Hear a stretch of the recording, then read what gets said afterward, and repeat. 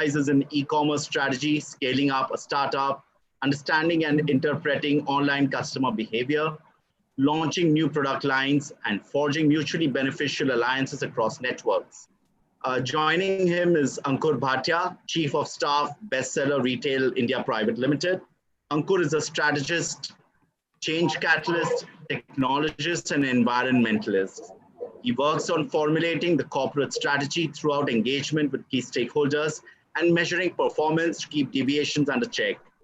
He's an IIM Lucknow alumnus and has worked with organizations like Snapdeal, ITC Limited prior to joining Bestseller. We've got Kiran Komatla, SVP IT, Burger King India Retail Private Limited. Kiran has 18 years of experience in retail business, information technology and project management, customer experience, e-commerce, and vendor management. Kiran also carries strong functional knowledge of customer experience innovations, retail solutions, loyalty programs, replenishment tools, delivery management, vendor management, outsourcing, and ERP implementation projects. Joining us, we have also got Rajendra Kalkar, President West, the Phoenix Mills Limited.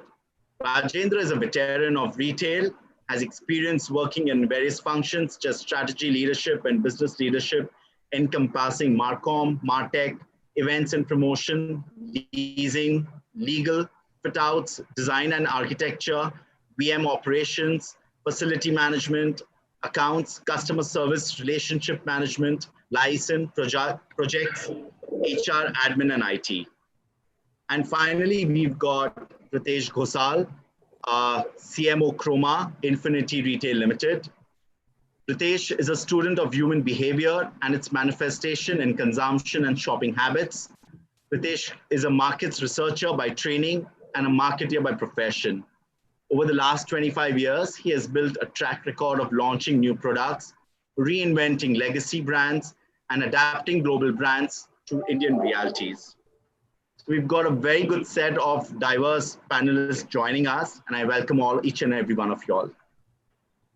Giving a brief about what we've gone through in the last 4 months, the COVID-19 pandemic has brought enormous personal, economic, and social damage to many and all. It has upended countless lives and exacerbated the many disruptions afoot, laying bare the unviability of many business models. Beyond that, it has provided a new set of acute shocks to seemingly sturdy businesses and principles that have guided our thinking as retailers for decades.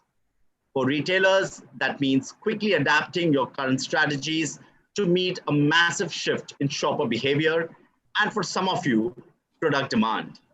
It means attempting to make your digital channels and campaigns more effective with a temporary shutdown of brick and mortar stores. And it means staying extremely sensitive to your customer needs, fears, and hardship, all while continuing to deliver the best brand experience possible. Sounds like a piece of cake, right?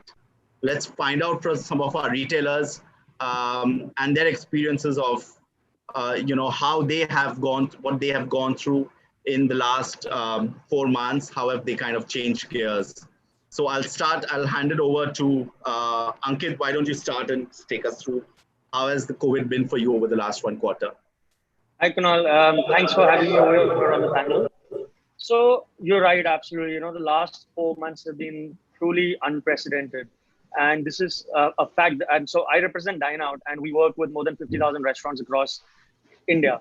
And never before has the entire restaurant industry been at a standstill, not even in times of war, like during World War I, during World War II. Never has the industry been completely shut.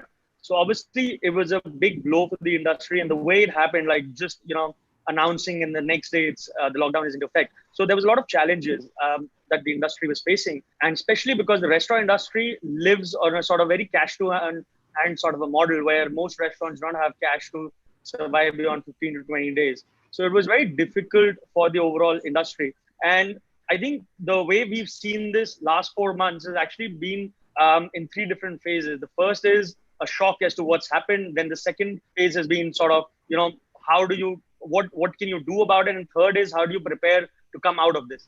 And I think now we're at a stage where everyone's talking about how to come out of it. However, the fact will always remain that it's never going to go back to what it was pre-COVID in the near future. So what is the new normal? And especially for the restaurant industry, when we talk about it, it was an industry that thrived on social gathering. And all of a sudden, the buzzword for the last 4 months has become social distancing. So how do we get the two together where we get people to go out to restaurants to have their food, and also to ensure that social distancing norms are being sort of followed? And that's what our entire effort has been over the last sort of 3 months. And we believe that technology is going to play a very important role in this entire process, across all industries, not just restaurants, but all industries need to look at technology very closely and how to adapt and how they will adapt technology for their industry. And at Dineout, we've done something unique. We've come up with this entire concept of contactless dining, which basically means that we are reducing touch points inside a restaurant where between consumers and the servers and the waiters, Because etc. I'll hold you on to that because we want more details of that coming forward. Ankur, your experience in terms of bestseller, stores being closed, all of a sudden, pile of inventory. How has the last quarter been for you guys? Thanks a lot for having me here. First of all, I think the last couple of months have been crazy. Nobody in our lifespan, whosoever works here at Bestseller and generally in retail, would have thought about encompassing or actually seeing such a time in which established company would be reporting zero turnover for a particular month. That was April. So I think it hit us hard and it made us think. We got into a huddle and we started evaluating in terms of, and we are just returning from an year of decent performance.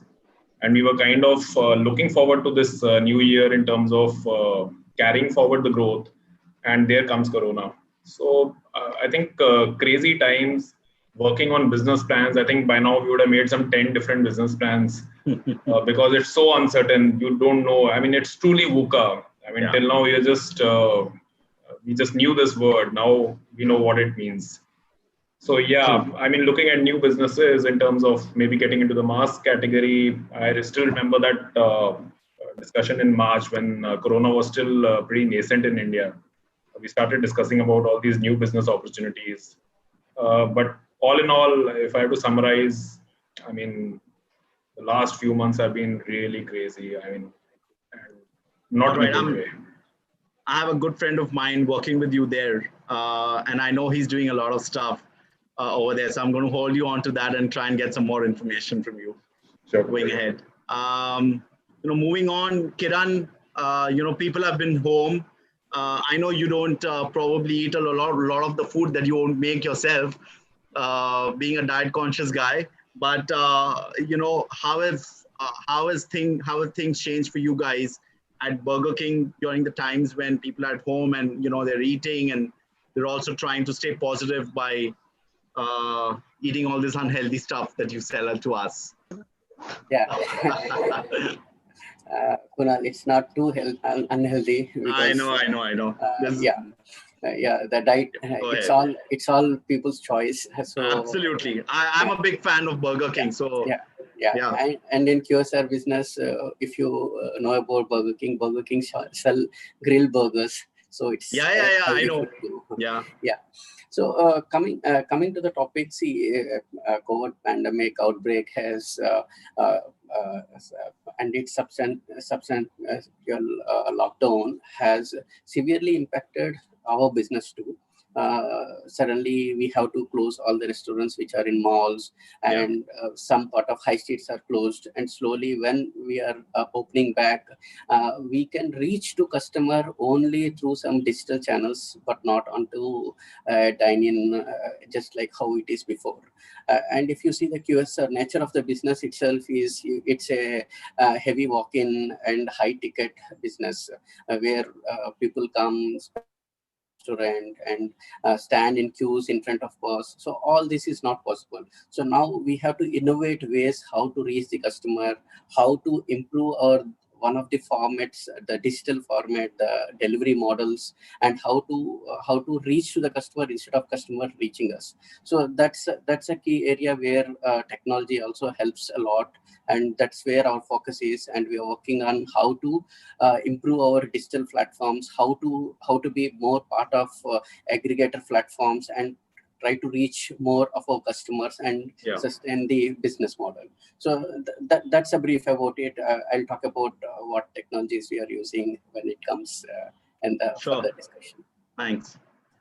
Rajendra, moving quickly on to you, something which is completely unexpected. That's one. Malls were one place where people wanted to be at all the times. That was a weekend outing, and all of a sudden, a lockdown, and nobody's going to the malls anymore. There's a whole safety issue which is now there, and I'm sure you guys are working quickly on that. So, what have you all done over the last 1 quarter? How has business been for you all? And what measures did you all take during this period to kind of move forward going ahead? I'm an optimist. So I would say that, it's not so gloomy and doomy that everybody's talking about actually in the world. Right. Yes, it's a bad scenario. I have experienced very shorter formats of such bad situations. My experience stems from maybe when the earthquake in Gujarat happened, I was in and around there. Life was at a standstill for maybe a week or so. It was a standstill the way we have today, but that was just a week. The second experience I had was when Surat was heavily under the impact of river Tapti, and then there was a plague which actually came into the city, and life came to a standstill for about 2 to 3 weeks. Right. But this is now on 15th of March was the last day I attended office, and today is 17th July. So it's more than 4 months that actually work from office has not happened. True. Yes, and I completely agree with you. I think work from home, in fact, has been more busier ever than, working from offices. That's at least my experience. What has happened is, before I come to what business, this pandemic has brought a tectonic shift in the human behavior. Yeah. Earlier, we used to consider only gadgets and technology was the domain of men. It was more or less said. Yeah. It has become a part and parcel of life. So whether women or whether it is a 75-year-old grandparent or a 15-year-old kid, I think technology has become a part of life. And the topic that you have chosen today is very, very apt because it is really going to change the world. My friends, they're a lot into poetry and all of that. At the age of 80, my parents actually are doing live events on Instagram and Facebook. Wow. So wonderful. Technology has impacted this pandemic. What rightly Ankit said, all restaurants closed. Earlier, it was the venue used to be all restaurants and all halls. Today, it is at home, but they are still continuing with the use of technology. Right, right. I think technology has to play a dramatic role going forward in the lives of human beings. Sure, thanks. Ritesh, finally moving on to you. Electronics, especially certain categories, have kind of really grown during this period. People will be, wanting certain products during the lockdown for their entertainment or for office purposes, etc. How was your experience? Because stores were shut, but at the same time, customers wanted delivery of their products, services. How are things with you guys managed during this period? So, number one, like Rajendra, I'm also an optimist. I can't but think things will sort out sooner rather than later. And in the meantime, it's an opportunity for people to use their creative sides and find solutions. Just the fact, the way we are talking right now, a similar such event would have happened in a hall with a fraction of the audience and a long commute for the participants. Now, I am attending more and I'm, part of many more such programs. because it has moved on to platforms like Zoom. Coming to what the last few months have been like at Croma. See, number one, the lockdown came at a terrible time for our industry. So I and all my competitors would have just stocked up on the summer catalog, to use a fashion phrase, which is ACs and refrigerators. And before the first day of sale would have started, the store shut. Uh, and we are still, facing that problem. Um, that was one thing which was very wrong for us in terms of the timing. Another thing which we were very lucky on was that we had already started working with TCS on revamping and upgrading our IT systems. Right. Our side, the linking of inventory to the stores, to the DCs, etc. We were a long way ahead of the curve of that. What it meant was two things. We were हमारी मजबूरी थी, because we didn't want to fire any person if we could afford not to. And I was sitting on piles and piles of mountains of inventory that I needed to move. That was one side. At the same time, because of the work we were engaged with in TCS, the closest partners in work from home were the team at TCS, and therefore we could reprioritize things, which we were already in the pipeline, so to speak, and start off certain things which allowed us to, start serving the customers. So it's been a tough journey. Like you said, a lot of things are in demand, but unfortunately, the mountains of ACs that we bought are not in demand. Summer is gone, it is gone, and any installation staff is gone. What the market really needs are things like laptops, dishwashers, fully automatic washing machines, which are actually running into short supply now. Okay, so there is still a struggle in retail in our category. There is also the problem with between retailers and landlords like Rajendra ji. So I'm going to hold you on to that thought, because I have some tough questions for you going ahead on this one, and we've got Rajendra also on board, so we'll see what we can do about that part. So my next question, it's more to Ankit and Kiran.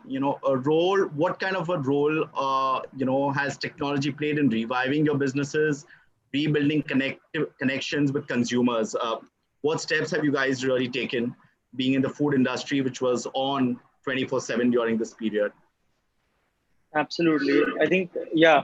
So as I was, saying earlier, that the entire industry was completely taken aback. So the known fact is that once the restaurant industry opens back up, we are expecting close to 40% of restaurants to never open back up again, which sort of shut down in March. Also, it's one of the largest employers of people in India. So approximately 7.5 million people work within the restaurant industry. We expect nearly 40% of them to lose their jobs as well. So overall, I think it's, from where we were to where we are, it's definitely bad. However, the silver lining in all of this is, and looking at countries across the world where the markets have opened up, the restaurant industry is anticipated to be the fastest industry that's going to bounce back the fastest. The pure reason for that, and especially in India as well, is because people have been, locked up in their homes and not going out for the last 4-5 months. They need, it's the only form of leisure which they will they can want to go to, because you're not going to be traveling anytime soon for leisure, etc. And now the onus is on the restaurants to ensure that they make their customers feel safe. What I mean by that is that safety and hygiene inside a restaurant will become of the paramount importance going forward. Customers would want to go to a restaurant where they can see the safety measures that that the restaurants have adopted, and not just in front of the dining room, so not inside the dining room, but also in the kitchen. So, for example, the kitchen has always been a black box for most customers. One of the technology things that we're working upon with a partner is to live stream kitchens onto the Dineout app, so that consumers can see that even inside the kitchen, safety and hygiene norms are being met, so safe distancing, etc. Also, from a consumer perspective, as I said, technology is definitely going to play a very important role. And what I spoke about earlier, contactless dining, I think that is going to be the key going forward. And what that essentially means is replacing traditional paper-based menus, which change hand multiple times inside a restaurant, by putting it onto QR codes and digital menus, so that a consumer can now basically order from their own phone. And that will be that innovation, I think, going forward will be the key.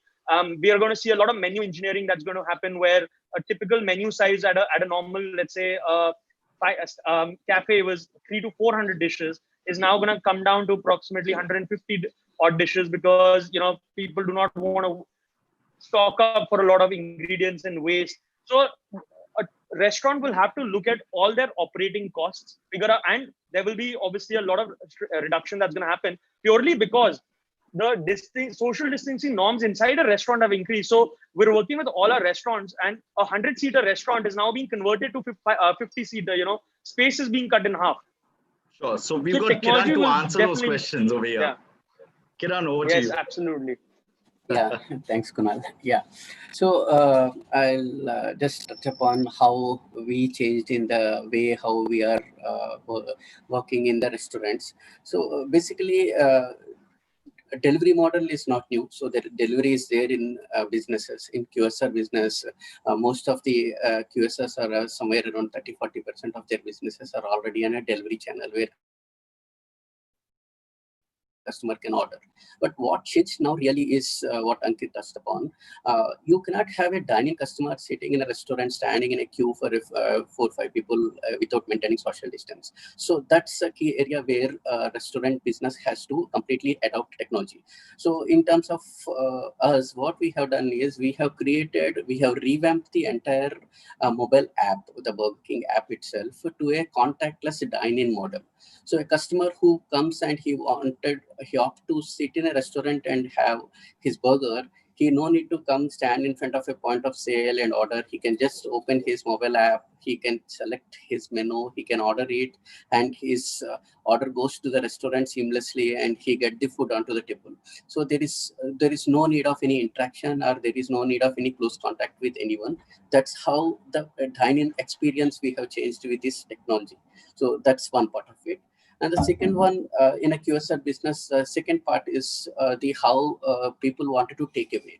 So for a takeaway business, even today, people come to a takeaway window and stand in a queue. Now what we have done is we are using a QR code there. You scan the QR code, menu will be displayed on the mobile itself in a mobile site. Customer orders, and his order is ready, and everything is contactless. And at the takeaway window, he will collect the takeaway packet and go. Same like with the restaurants which are having the drive-through facility. Drive-throughs are also made contactless. So every part of the restaurant business is now more of digital, and it's contactless, wherein in the past, it's more of personal interaction where cashiers used to talk to customers, they used to suggest. So now all the suggestive selling is going into technology. So now the technology should be much smarter. It should be more interactive. It should be understanding the customer behavior and making the menu suggestive. So this is all the key technologies which will help, and it will be way forward. And I don't think this will become normal back again. So adoption of technologies is more to today's world. So this will continue. So this is a way forward. Great. Yeah, right. Thanks, Kiran. Also with COVID hitting us, we need to define what is a new normal and what is a new change, not just from the business perspective, but also from the customer perspective for the end consumer. So I'll ask Ankur over here to kind of throw light to us in terms of what was the business plan, customer engagement strategy that they had worked out going forward. So I think the customer engagement strategy was divided into phases. It was basically nothing in April because there was no channel available to engage with the customer apart from whatever digital engagement we could plan.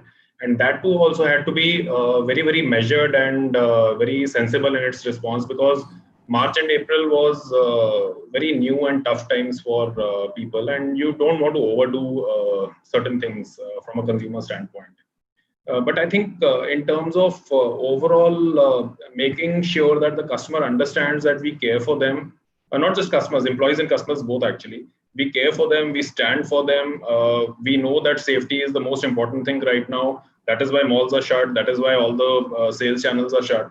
And as and when the stores opened, there were SOPs which were laid down before that only. And it was just time to communicate with the customer that the said SOPs are being followed either through digital channels in terms of communication with them, or actually when the customers turned out into the stores, they actually saw such high level of precautions being taken. So I think it was divided into two parts. One was creating a very detailed SOP and then communicating the same SOP through digital channels, and also actually on the storefront.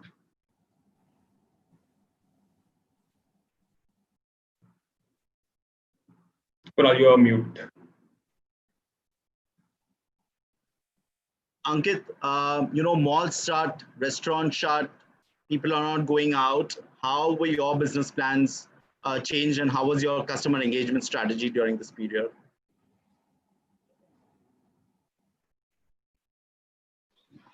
Yeah, I think it's been obviously difficult times, but now that the little bit industry is opening up, so we're seeing that we need to reinvent ourselves on how we engage with our customers, and there are two distinct sort of advantages that, or two distinct new models that we are seeing, or trends that will emerge.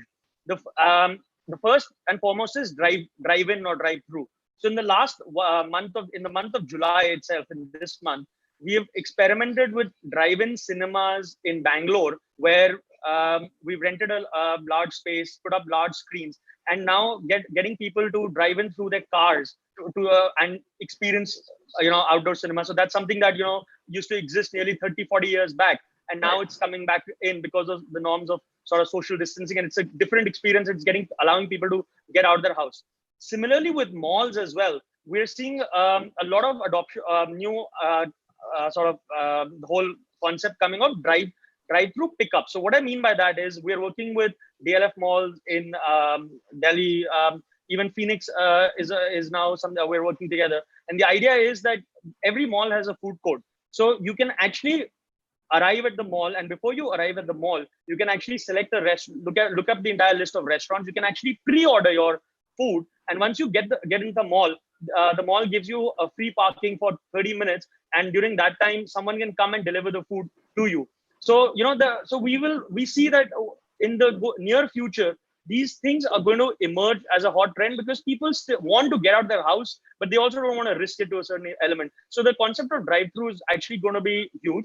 Also, another important element that we're going to see come up in terms of retail, especially, is going to be the concept of capacity management. Especially now with government coming in with mandates that not more than a certain number of people are allowed inside a particular store of a certain size, etc.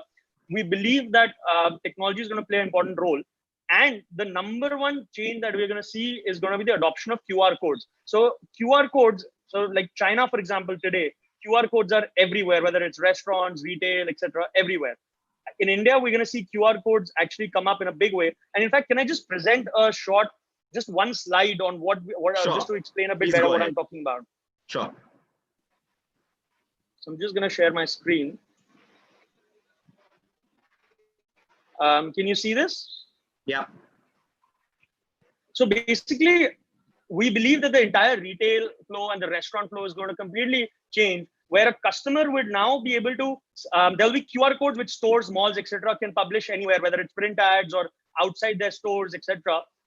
Or even on their own website, a customer can come and he visits the website, answers some questions, and can pre-book a slot.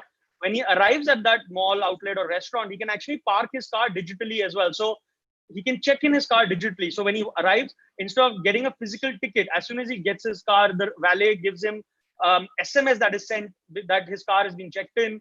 When you are about to enter, you scan a QR code, so you know how many people are there inside at any given point in time. You know that there is a waiting, and this is important because in the last 3 months, especially across grocery stores, etc., we have seen that a lot of people arrive at a store and there's a lot of waiting outside for people to get in, because things like this were not there. So people can either pre-book a slot, or when you walk in, you can book a slot. You can and then you can select your or whatever you want to buy. You can do payments digitally. You can leave a feedback, and you also earn loyalty points. And this is the same for restaurants as well, where you can pre-order as well. So the idea is that going forward, I think technology will be a key in ensuring that social distancing is being met. The time taken to wait at a particular for a particular instance is reduced, whether it's outside a store or even inside a restaurant. Now think about your typical dining out experience, right? You arrive at a restaurant and then you get a menu, and then by the time you order food, it's already been 20 to 25 minutes before the food comes to you. Now, instead of that, that's replaced with pre-order. So you will pre-order your food. When you arrive at a restaurant, the food comes to you in 5 minutes. So I think technology through the use of QR code is definitely going to be a sort of, a game changer. Fantastic. Thanks, Ankit. I think that really helps. And I'm sure you're going to start getting a lot of orders after this. Also with all of this, what's going to happen now is retailers will have to start taking a lot of measures. I'm going to pass on the baton to Ankur to really explain us what measures are they taking, what's the new normal in terms of training towards the front-end staff or the SOPs that they have at the store or the warehouses, and how has your customer experience at the stores been impacted during this time going forward? So, Kunal, in terms of the SOPs, they have been laid out for the store staff, and whether it is social distancing, whether it is making sure that the garments are properly ironed out or they are steamed after every trial.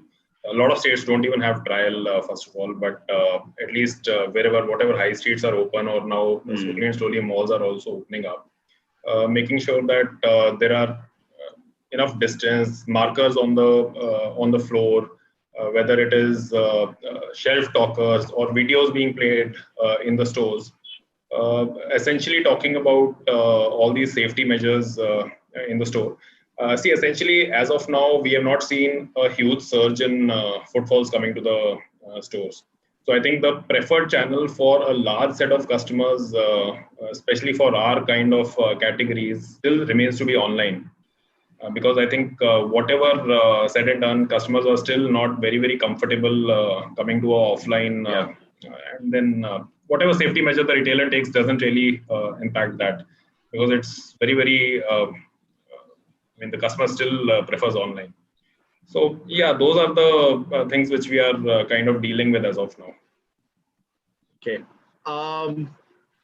Rajendra, key challenges that require immediate, attention from your perspective going forward.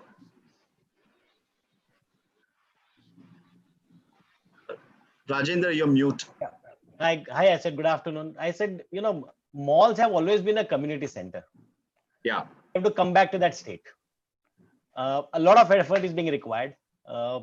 Malls, I think, across the country, and especially we as Phoenix, are doing a lot from a technology perspective. I'm not going to dwell upon, yes, I have a sanitization mat and I have a UV box, but I'm going to dwell more on what technology we are using to actually bring back the confidence into the customers to make them safe and happier in these COVID times also if they walk into a mall. So to start with, we are using a lot of artificial intelligence now in the malls. Okay. We have developed with our partners a lot of softwares wherein we have integrated the entire camera system of the mall. So each 1 million square foot mall would typically have 300, 400 cameras. So all the cameras now talk to each other. They are able to do what they were not able to do earlier. So using artificial intelligence, a lot of capabilities have been developed. Say, for example, what Ankit and everybody was saying that, there's a norms that there are certain states have put up norms that you can't have more than X customers at a particular time. Right. Yeah. In terms you call it the customer density. So today our malls are equipped for a customer density. So if you enter a Phoenix mall, you will actually see a display at the entrance that at this moment there are so many customers inside the mall. And so how are retailers collaborating with you on, some of these initiatives that you have? I'll give you. So this is something which we are doing with the technology partner ourselves.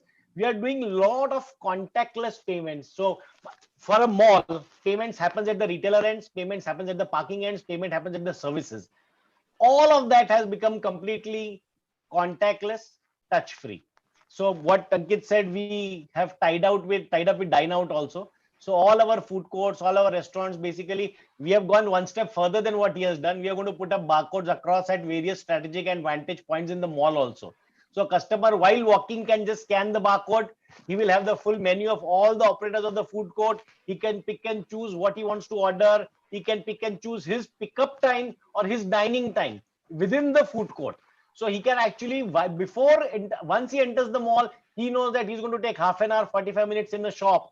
So he will actually be able to pre-book order his food, pre-book his table, and when he goes, there is no waiting for him with the social distancing norms. But Rajendra, that's what you're talking about. Let's say something like a food, right? But when I, as a customer or a consumer, enter a mall, I usually go with the thought process of spending hours, walking through different stores, selecting. I mean, there's a lot of compulsive buying that people end up doing a lot of times by just, walking in and seeing a product, they like it, they pick it up. So you end up spending 3-4 hours, your kid is there in the play area, you end up watching a movie. How is all that experience kind of going to go ahead? How do you see that changing now? The current experience is that the dwell time in the mall is going down, but the kind of steps that we are looking at, we are finding out ways to ensure that the customer is retained in the mall maybe for a while to do his necessary shopping, not necessarily window shopping or not necessarily a shopping which he otherwise does not want to do. But we are working on many ways to encourage that. Say, for example, the pre-booking of a customer visit to a mall is also available. So a lot of to avoid the rush hours, he can come and do a pre-booking. We are going to give customers what you call as personal shoppers within the mall. So they take through the customers across various stores. The personal shoppers would be well equipped with the quality, brands, products, pricing, colors, matching of various brands, and they would be able to guide and mentor a customer within the mall also. Of course, all these things happens with the norms of social distancing, but these are all facilities which we are providing to the customer to ensure that they are able to come back and enjoy.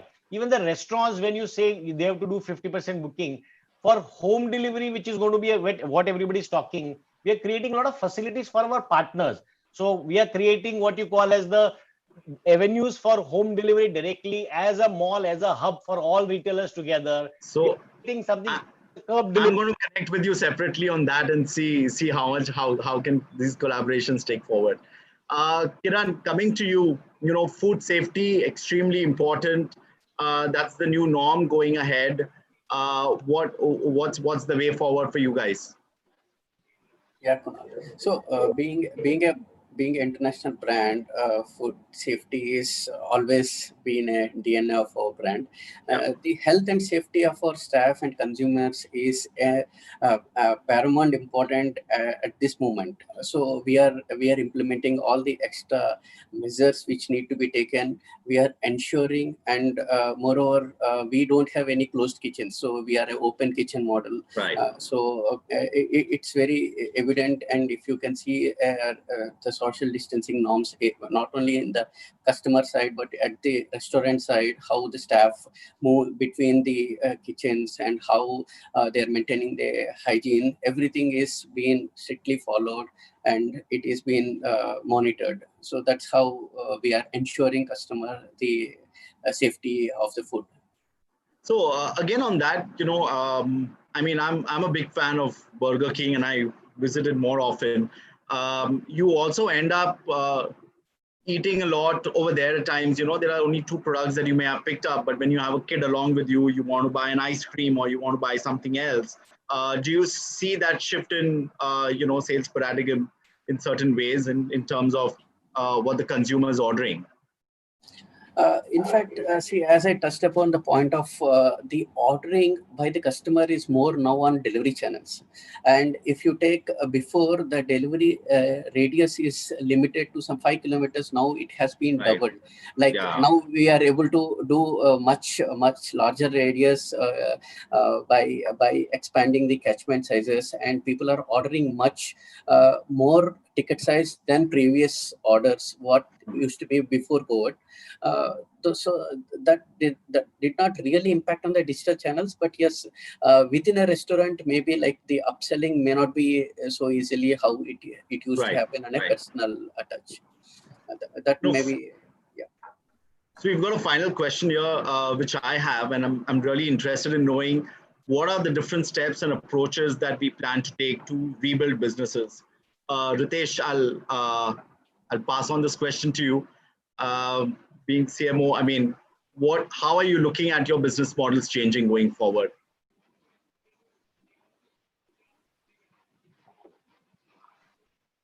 In our category, given the ticket sizes as well as the the extremely high involvement with the purchase, a lot of the research had already moved online.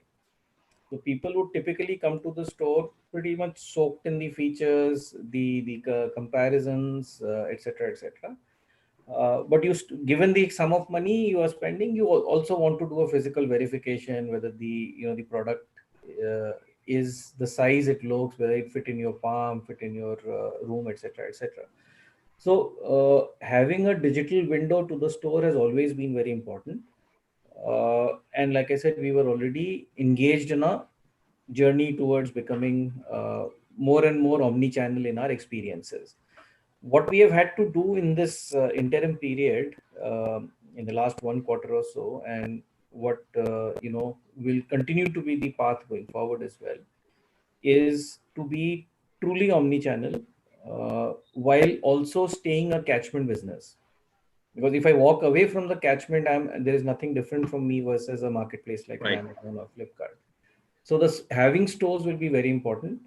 Being able to connect the customer to the store is going to be more and more important. So in the last 1 quarter, we have enabled something called buy over call, which is you request a call from the store, the staff calls you and assists you make a choice. If the customer wants, he can go all the way through to paying via a payment link and just take the delivery. If a customer wants, he can on the same call book an appointment and visit the store with an appointment. So that's one service which has gone live. Way forward is how do we take it from a audio call to a video call where you're actually able to give him a virtual experience of the product. That is one journey which has started. The second piece, again, something which is, it sounds very easy and intuitive, but it's really difficult to do in practice, is link the inventory at a location to the site so that the customer knows Croma, Juhu, I will get this product before he starts the drive for Juhu and queues up outside the Juhu store maybe, because otherwise the disappointments can be really, really huge. This is something which we have been trying to do. Trouble is with the buffer stock high value retailer tends to maintain, and the fact that there are so many different channels through which the inventory is getting depleted. Sometimes there are mismatches in the inventory which you are showing on the site versus what is there in the store. So refining the algorithms, refining the improving the accuracy of the inventory you're showing at a site level is of critical value for us as retailers. And this is again part of the technology roadmap that we're working on. Being more digital friendly in terms of payment solutions, being more digital savvy in terms of the communication calendars, etc. All those are a given, and COVID has not really changed anything. It was already, the writing was on the wall. So those are journeys which we were already on, and that will continue, of course. So I've got a question for Rajendra, for which all the retailers in the panel and probably a lot of people outside are viewing this are also interested in. Rajendra, where do you stand in front, in terms of rentals, store openings, closures going forward? Again, your business plans, how are they impacted and how do you plan to revive all of this? I think we all are interested in that answer. I will sum you one line. Nothing has changed. We have launched Phoenix Palacio just a week ago. So it's a brand new mall in tough times of COVID. On the 8th of July, we launched Phoenix Palacio. It opened with about 70, 80 retailers out of 250. And I think in the next 1 week's time, we'll reach a number of 150.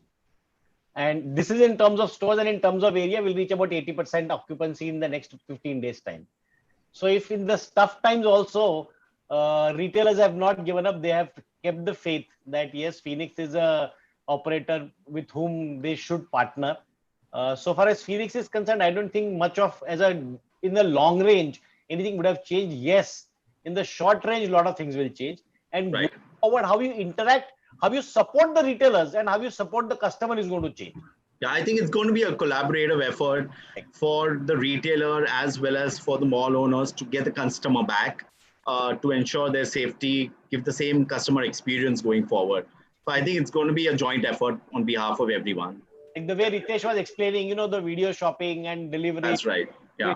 I think as a mall, we are equipped now. Earlier, perhaps we were not fully equipped. Now we are fully equipped to support the requirements of all these, our partners, that if you are doing this, we are supporting with you from behind so that you can continue and reach your trademark, your levels of business. So whatever the retailer is seeking, including the support for omni-channel sales, which otherwise used to be a bone of contention. Today, I think malls are prepared mentally that yes, omni-channel sale is here to stay, and how together we work it out and find a win-win solution and make money for both of us. Because I'll tell you one major difference. If you interact with the end customer, the moment he has an option that he will get it delivery, he will get a delivery from a Juhu Croma store or an online Croma store, his confidence on delivery from Juhu Croma store would become very high, because there is a face to talk to somebody. If there is a face, and that's why this brick and mortar is giving that face to the entire product category that any brand is selling, and that is the confidence to take a delivery from the brick and mortar store is much, much higher as compared to an online face. Sure. That relationship and that combination will ensure that we strengthen it in such a manner that both are able to co-survive. So I've got a few questions from some of the participants, and I'm going to throw that across to you guys. The first one is for Dineout. How will you ensure social distancing in restaurants and retail outlets? So you've already spoken about that, but if you want to add something onto that, Ankit, please go ahead. Yeah, absolutely. So I think, again, the one thing I'm reiterating again and again is that technology is going to be key over here. So I'll mention restaurants and retail just separately. So for restaurants now, we know that, let's say, a 100-seater restaurant has now only 50 seats because the distance between tables, etc., has increased. Now, as a consumer, so earlier what used to happen is you used to arrive at a restaurant, you used to give your number and there's a waiting and you used to wait outside. Now, using digital means, when you are pre-booking or when you're looking at the restaurant, you can actually reserve a table, and real time you can get to know that if there's a table available or if there's a waiting. So let's say I'm going to a Phoenix mall and I want to go to a Farzi Cafe in Phoenix at 3:30. When I'm booking at the table, I can check at that point in time that if there is a table available for 3:30 or what waiting is there. Let's say when I arrive inside a mall, as Rajendra said, there are really QR codes. When I scan the QR code, I can actually see the waiting at every single restaurant in the mall. So I can know that, okay, let's say at Mama Goto, there's a table free right now. I can go there right now. Or at a Cafe Delhi, there's a 10-minute waiting. So I can book my slot after 20 minutes. And I will arrive at the restaurant only when my slot is, my time has come. So that way, at any given point in time, you know exactly how many people are inside the restaurant. Same with retail. Now with retail and malls itself, etc. by itself, entry-exit capacity management becomes really important. With our QR code flow, every customer who's walking inside a retail store scans the QR code to check himself in. And at any given point in time, the system knows that, okay, there are 50 people inside or 100 people inside. So let's say if the maximum capacity for a store is 100, then a consumer can know by scanning the QR code that, okay, if right now there are 98 people, so only 2 can go in. Or if I'm going at, let's say, 6 o'clock, that 20 slots are still left, so I can book. So, the entire thing now, this entire journey is going to become more like a, let's say, an airline or a movie theater where there's an exact capacity. And once that capacity for a particular slot is filled, then you can book for the next slot. Or if the capacity slot is available, then you walk in there. So technology is going to definitely solve this. Sure. Ankur, I have a question for you. What are the top 3 issues that you feel will be resolved through digital technology going forward? Especially, apparel, a business that we are both in. How do you see that getting impacted, and how do you see technology changing the way customer shops with the same customer experience? I think technology is going to definitely have an impact on almost everything. So not just customers, the entire supply chain, employees, everywhere there will be something or the other which will get impacted. For instance, inventory. I think the biggest pain point right now is inventory for almost all retailers. We would be using technology to make sure that we don't over manufacture or under manufacture. Yeah. Supply chain times would be less. Vendor integration would happen, and we'll have better visibility over our inventory. Inventory would be more omni in nature, so that the customer gets to see wherever. So then again, customer side. Omni-channel inventory, right? They will be able to see brick and mortar inventory, as Rajendra was mentioning. Anyways, we were very strong as a company in the online space. So whether it is Mintras or the Flipkarts, Amazons of the world, there I think technology is anyways helping us out. In terms of employees, I think it has been a largely touch and feel kind of a business where employees were very happy coming to the office and working. But I think that has already changed, in fact. Yeah. Employees are more than happy, and work is continuing. I mean, there's no impact on that. In fact, I feel the productivity has gone up. It has in a lot of ways, because we are based out of Mumbai. I mean, there is a lot of traffic, and employees used to spend close to 70 to 80 minutes just one way coming to office. So all of that will change. So there is no field or nothing which won't get impacted by technology. Ritesh, there's a question on how to improve digital channel journey for big retailers for customer experience improvements. Mm-hmm. Do you want to take that? Sure. See, I think the advantage brick and mortar retailers have, and Rajendra was also pointing to the same thing, is there is a certain reputation you have in the catchment you operate in. People like knowing who they are doing business with, and it becomes even more important if you have a service concern rather than, purchase you can do from anywhere. But if there is a associated service after the purchase, any interaction after the purchase, you would much rather do business with a brand which has a reputation to protect, and a person who you can, come and have a face-to-face conversation with. That's really the advantage of brick and mortar retail. Therefore, in a situation where more people, and this is something we're observing, there are a lot of people who have never shopped online, who are today trying to buy stuff on Croma.com on one side. At the same time, there are people who are hardcore online customers, Amazon, Flipkart users, who are turning to Croma because of faster delivery. Okay, so there are opportunities on both sides, but you need to choose who do you want to create your service to cater to better. Right. And I think the person who will reward you more is the person who has never shopped online.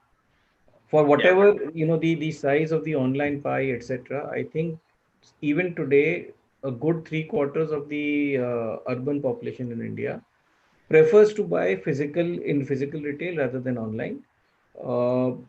And I don't see anything having changed in the last 4 months. So for instance, when I order groceries, I find the local Kirana is better at delivering on time than DMart is. Okay, so the catchment retailer, the brick and mortar retailer will always have a role in the customer's life. Sure. How you design your digital experiences to cater to the customer.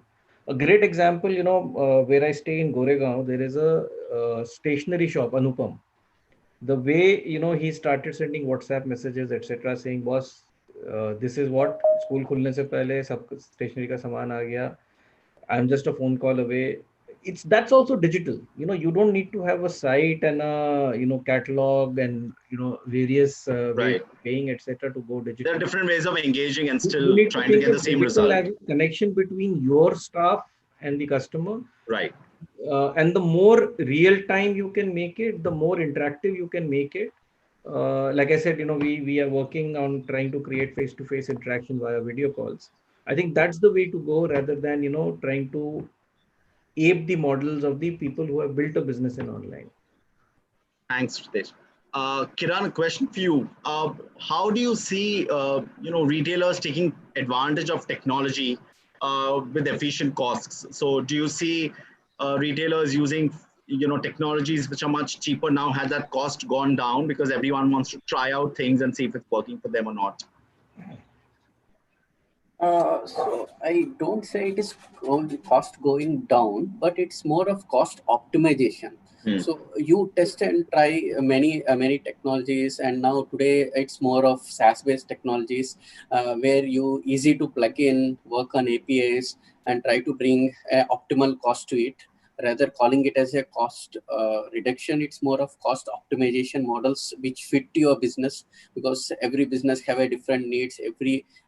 Every situation in that the fit for which we have to work for it may differ from one technology to another technology. I think cost optimization is the right way to do, and I think that's working well with today's SaaS-based applications and service providers.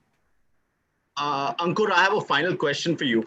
And I'm getting a couple of WhatsApp also on that. And there's also a question from the customer is, what efforts are you putting on to encourage customers to do a walk-in in terms of retail promotions? Is that the new normal? We were already going through a lot of promotions, but what's the new normal for you now going forward? So I think I'll divide that into offline and online promotions. Online, we have been more aggressive in terms of rolling out promotions because we felt that it's safer for the customer to go and buy from there. In offline, I think it has been a phased approach because no matter what promotions you put, the customer is not going to just walk into the store if he doesn't feel safe. So the focus has been more on making the customer feel safe about coming to the store. And yeah, the kind of discounts which used to run in the month of July last year are not the ones which you would see in the offline stores as of now, to answer if there's any customer there. Right. But yeah, for that to happen, online is a better medium right now. Right. So I think in the interest of time, we've got one last question. Rajendra, quickly for you in 30 seconds. New business models, new partnerships, how are you seeing that going forward? Only in 1 minute.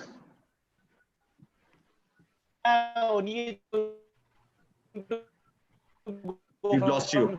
Strength to strength, I think. Have been the basic partner for all malls, and I think that will continue. Yes, it will actually strengthen. See, what happens is whenever there's a calamity, I think the bond, the strength and the bond only grows stronger. It doesn't grow weaker. So despite everybody talking, the retailers and mall owners are on a loggerhead, I would say, I think they need to work collaboratively. They're collaborating much better, bonding much better, only to ensure that the times which are going to be coming forth, both of them are able to really come out in the flying colors out and ensure that they both succeed in a much better manner. I think everybody has to understand. Thanks. Partnership only has to grow. Thanks a lot. It's been a wonderful session. I think a lot of insights in terms of how we've seen the last quarter going across, and it's wonderful to see that we've all been very positive about the way ahead. It's going to be time about collaborations, like Rajendra rightly said. It's going to be about working out new business models, new partnerships, new ways of working, and still go ahead with the same enthusiasm going forward. So great to have you all on this panel. It was extremely fun moderating and having a chat with all of you. And I wish all of you all the very best.